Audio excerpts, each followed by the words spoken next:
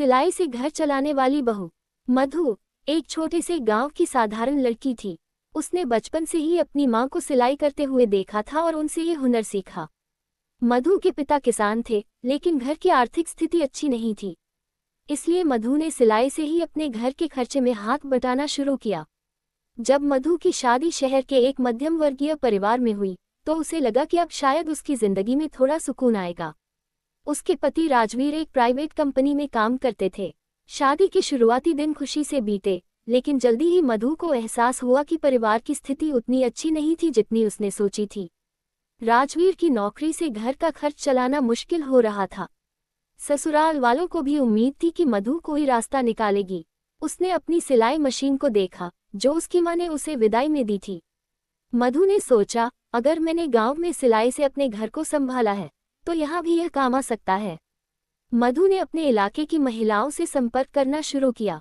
उसने धीरे धीरे ब्लाउज, कुर्ते और बच्चों के कपड़े सिलने का काम शुरू किया। पहले दिन उसे सिर्फ एक ऑर्डर मिला, लेकिन उसने उसे इतनी खूबसूरती से बनाया कि उसका नाम आसपास के मोहल्लों में फैलने लगा। मधु के काम को पसंद करने वालों की संख्या बढ़ने लगी। राजवीर ने भी उसकी मेहनत को देखकर उसे प्रोत्साहित करना शुरू किया। एक दिन मोहल्ले की एक महिला ने कहा, मधु, तुम इतना अच्छा काम करती हो, क्यों ना तुम अपने नाम का एक बोर्ड लगवाकर दुकान खोलो। ये सुनकर मधु के मन में नए सपने जागने लगे। मधु के काम को दिन ब दिन सराहना मिल रही थी।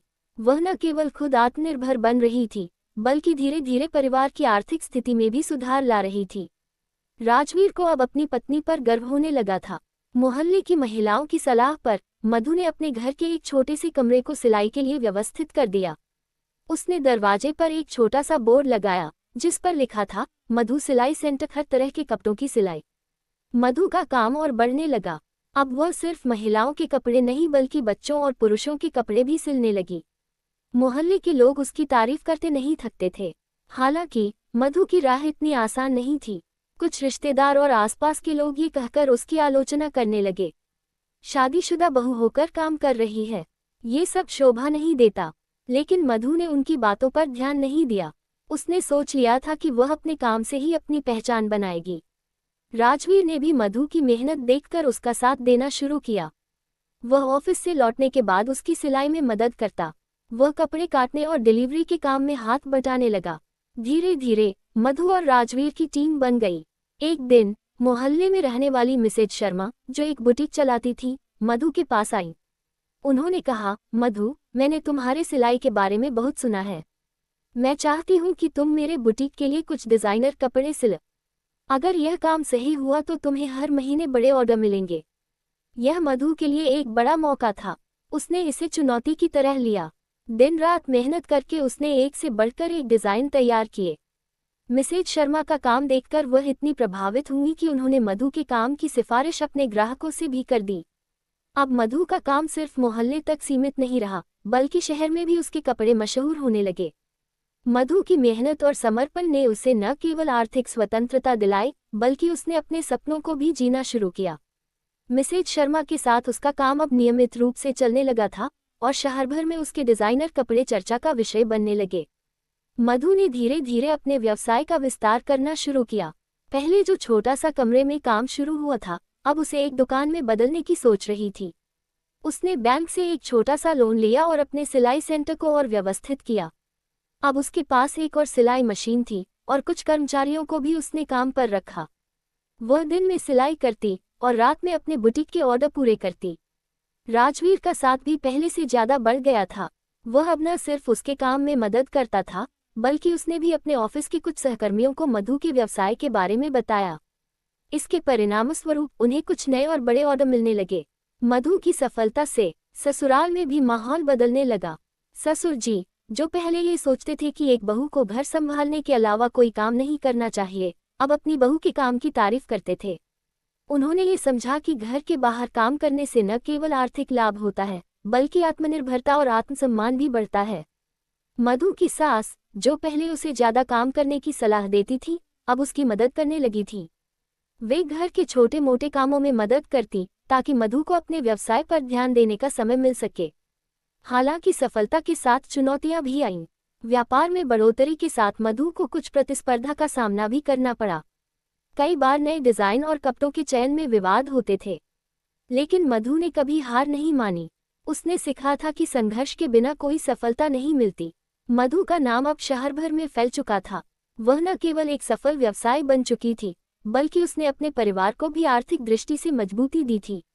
अब मधु का सपना था कि वह और बड़ी फैक्ट्री लगाए, जिसमें अधिक लोग काम कर सके और वह अपनी पहचान को और मजबूत कर सके। वह चाहती थी कि उसकी मेहनत और संघर्ष के कारण उसकी आने वाली पीढ़ियां भी आत्मनिर्भर बने। राजवीर ने उसकी सफलता में हर कदम पर उसका साथ दिया था और अब उनका जीवन पहले से कहीं ज्यादा खुशहाल था। मधु ने साबित कर दिया था कि एक महिला की मेहनत और लगन किसी भी मुश्किल को पार कर सकती है। मधु की मेहनत और संघर्ष ने उसे एक नया मुकाम दिलाया। अब उसका सिलाई सेंटर छोटे व्यवसाय से बढ़कर एक स्थापित ब्रांड बन चुका था। शहर के विभिन्न हिस्सों से लोग उसके डिजाइन और कपड़ों की तारीफ करने आते थे। उसकी सफलता ने न केवल उसे आत्मनिर्भर बनाया, बल्कि पूरे परिवार को गर्व महसूस कराया। मधु का अगला सपना था एक बड़ी फैक्ट्री स्थापित करना, जिसमें न केवल वह बल्कि कई अन्य महिलाएं भी काम कर सकें। उसने अपनी योजना बनाई और इसके लिए और अधिक पूंजी की आवश्यकता महसूस की। बैंक से लोन लेने की प्रक्रिया शुरू हुई, लेकिन इस बार मधु को कई औपचारिकताओं से गुजरना पड़ा। राजवीर ने उसे हर कदम पर प्रोत्साहित किया। उसने कहा, मधु, तुमने सब कुछ अपने दम पर किया है, अब यह नया कदम तुम्हारी सफलता की ओर एक और बड़ा कदम होगा। मधु ने कड़ी मेहनत की, दस्तावेज तैयार किए और अंततः बैंक से लोन मिल गया। उसने शहर के बाहरी इलाके में एक बड़ी फैक्ट्री किराए पर ली और वहां पर सिलाई के काम के लिए मशीनें स्थापित की। मधु की फैक्ट्री में अब आसपास के गांवों और शहरों से महिलाएं काम करने आईं। उन्हें सिलाई, डिजाइन और फैशन से जुड़ी नई तकनीकों की ट्रेनिंग दी जाने लगी। ये देखना मधु के लिए सबसे बड़ी खुशी थी। उसने न केवल अपना व्यापार बढ़ाया, बल्कि अन्य महिलाओं को भी आत्मनिर्भर बनाने का रास्ता दिखाया। मधु का मानना था कि अगर महिलाएं आर्थिक रूप से स्वतंत्र हों, तो उनके परिवार और समाज में बदलाव आ सकता है। इसलिए उसने फैक्ट्री में काम करने वाली सभी महिलाओं के लिए एक सकारात्मक और सहायक वातावरण बनाने का प्रयास किया। हालांकि अब जब मधु की फैक्ट्री बड़ी हो चुकी थी, तब भी चुनौतियां खत्म नहीं हुईं। एक दिन उसे पता चला कि कुछ बुटीक और सिलाई के बड़े व्यापारियों ने उसके डिजाइन चुराए हैं। इसने उसे परेशान किया, लेकिन उसने अपनी माँ की कही हुई एक बात याद की, सच्ची मेहनत का कोई मुकाबला नहीं होता और तुम्हारा काम ही तुम्हारी पहचान है। मधु ने कानूनी रास्ते से उन लोगों के खिलाफ कार्रवाई की और अदालत में उसकी जीत हुई। यह अनुभव उसे और मजबूत बना गया। उसने सोचा, ये काम में आने वाली छोटी मोटी परेशानियां हैं, लेकिन अंततः मेहनत और ईमानदारी ही जीतती है। मधु का व्यापार अब बहुत बड़ा हो चुका था, लेकिन उसने कभी अपने उद्देश्य को नहीं खोया, महिलाओं के लिए एक मजबूत उदाहरण बनना। उसने अपने व्यवसाय से आय का एक हिस्सा समाज सेवा के लिए भी निर्धारित किया।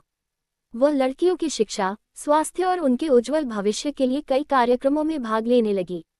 मधु ने साबित कर दिया कि अगर किसी के पास सपना हो, मेहनत हो और सही दिशा हो, तो वह किसी भी मुश्किल को पार कर सकता है। मधु की कहानी अब एक प्रेरणा बन चुकी थी। उसका नाम सिर्फ शहर में नहीं, बल्कि आसपास के क्षेत्रों में भी पहचाना जाने लगा।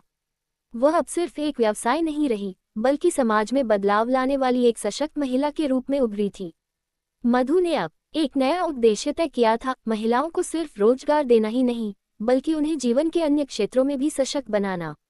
उसने एक संस्था की स्थापना की, जिसका उद्देश्य ग्रामीण क्षेत्रों की महिलाओं को सिलाई के साथ साथ डिजिटल स्किल्स और वित्तीय शिक्षा देना था।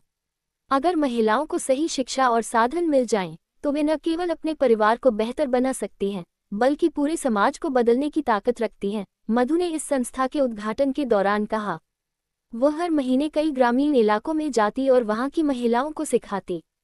इसके लिए उसने कई प्रकार की ट्रेनिंग प्रोग्राम्स आयोजित किए थे, जिनमें महिलाओं को छोटे व्यवसाय शुरू करने के लिए प्रेरित किया जाता। मधु की सफलता में सबसे बड़ा योगदान उसके परिवार का था। राजवीर, जो कभी उसे घरेलू कामकाजी महिला मानते थे, अब उसके सबसे बड़े सहायक बन चुके थे। उनका मानना था कि जब एक महिला अपने सपनों को पूरा करती है, तो पूरा परिवार और समाज उसका समर्थन करता है। राजवीर ने अपने काम के घंटों के बाद मधु की संस्था और फैक्ट्री में मदद करना शुरू कर दिया। वह संस्था के लिए प्रचार करने और महिलाओं के लिए नए अवसर बनाने में सक्रिय रूप से शामिल हो गए। उनका साथ होने से मधु और भी प्रेरित हुई और उसे लगा कि अब वह अकेली नहीं है। मधु ने बहुत मुश्किलों का सामना किया था, लेकिन उसने कभी हार नहीं मानी। वह जानती थी कि सफलता रातों रात नहीं मिलती, बल्कि इसे कड़ी मेहनत, समर्पण और सही दिशा से प्राप्त किया जाता है। उसकी कहानी अब कई महिलाओं के लिए प्रेरणा का स्रोत बन चुकी थी। वह अक्सर यह कहती, मेरे लिए ये सफ़र सिर्फ खुद को सफल बनाने का नहीं था, बल्कि औरतों को यह एहसास दिलाने का था कि वे किसी भी बाधा को पार कर सकती हैं। आज मधु ने न सिर्फ अपने परिवार की जिंदगी बदली, बल्कि उन लाखों महिलाओं की जिंदगी में भी सकारात्मक परिवर्तन लाया, जिन्होंने उसकी प्रेरणा से अपने सपनों की ओर कदम बढ़ाए। मधु की सफलता अब सिर्फ एक व्यक्तिगत जीत नहीं, बल्कि समाज के लिए एक स्थायी बदलाव बन चुकी थी। उसने समाज को ये सिखाया था कि किसी भी महिला के लिए कोई भी सपना बहुत बड़ा नहीं होता, यदि उसमें संघर्ष और लगन हो। मधु ने खुद को इस बात से संतुष्ट किया कि उसका जीवन अब सिर्फ पैसे कमाने तक सीमित नहीं था, बल्कि उसने समाज में एक बड़ा परिवर्तन लाने की दिशा में कदम बढ़ाया था। और यही मधु की सफलता की असली कहानी थी।